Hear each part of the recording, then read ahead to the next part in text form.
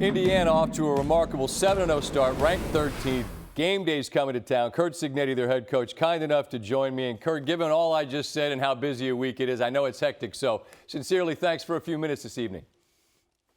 No, you're quite welcome. You know, I don't have anything else to do.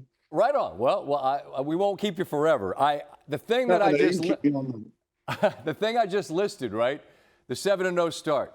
Number 13 in the country. Game day's coming to town. That's all great. I suppose the downside is you got bozos like me bothering you, and you got all this things that could be distractions if that was allowed to become that. What's your message been to your group about maybe enjoying what you've earned but not letting it get in the way? Yeah.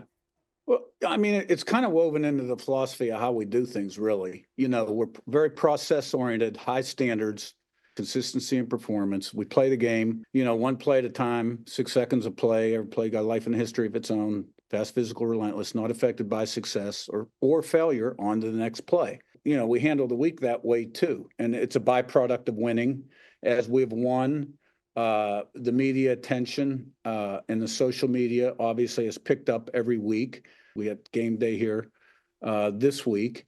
And we got a lot of older guys on this team that are mature, played a lot of football. Hopefully, we've heeded that message because we've got a really tough opponent coming in here. And we got to focus in on the things from a preparation standpoint that's going to put us in the best position to play our best on Saturday. You referenced older players. When you came from James Madison's double-digit players that came via the portal with you, Curt, how much does it help to have people who understand everything you just laid out to me? The philosophy, the process-driven, the 6 seconds, all of that. To have a significant number of older men that have worked with you that understand what it is you're trying to build in Bloomington.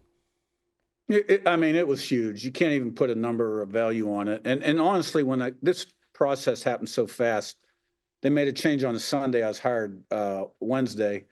And it never entered my mind these guys may follow, but it just started to happen. Right. And but these were good players. You know, they facilitated the culture change in the winter, starting with a strength and conditioning program, because they led by example, but they could also answer questions that the guys who stayed, you know, may have had. We really did have strong character on this football team, and it was just a matter of sort of improving every single day. And we did that in spring ball, summer, fall camp, but then you got to put it on the field. But Sure. The JMU crew, it's been critical. A lot, Curt's been made of the whole Google me, I win bit. That wasn't what won me over for you. I loved when you got on the mic in Assembly Hall and you just are letting it rip, man. You're coming for everybody. You're laughing now. I don't know if that's one of those out-of-body moments. I think you meant what you said. Like, hey, I'm here. Let's win ball games. How long, Curt, did it take for this team to adopt the identity that I think you brought with you? That, look, we're going to focus on process, and that process is going to lead to winning football games. Well, you know, I thought it was important, and I was out there on a limb a little bit, but also show that confidence with the team. Right. Throughout the whole process. And I saw it come together, but you still got to put it on the field.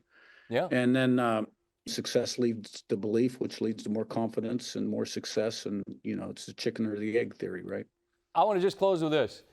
It's process and it's 6 seconds, and I've read a lot about it, and there are a number of successful coaches I think adopt that.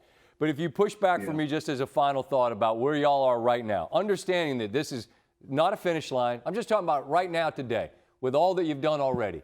What's the appreciation of what you guys are in the middle of building, Coach? Scott, you know I can't do that. No? We have a tough opponent coming up. Look, you know, we've been fortunate. We haven't trailed yet all season. Right. And we've had a few games. I'm just saying you could look at that and go, you know, we've been pretty good. Nobody's been ahead of us for one bleeping second. I'm not saying that you're supposed to put your feet up and go, okay, we can quit. No, you got to beat Washington. I'm just saying it's going pretty well. How's that? Is that fair? I think it's going okay. But look, if I talk to the kids about not being affected by success or failure, that's why I'm a raving lunatic in the fourth quarter of these games we're up, because the standard can never be lowered regardless of the circumstances, right? So, like, all my eyes are on the prep. You know what I mean? We've done okay. I mean, hey, look, the numbers speak for themselves.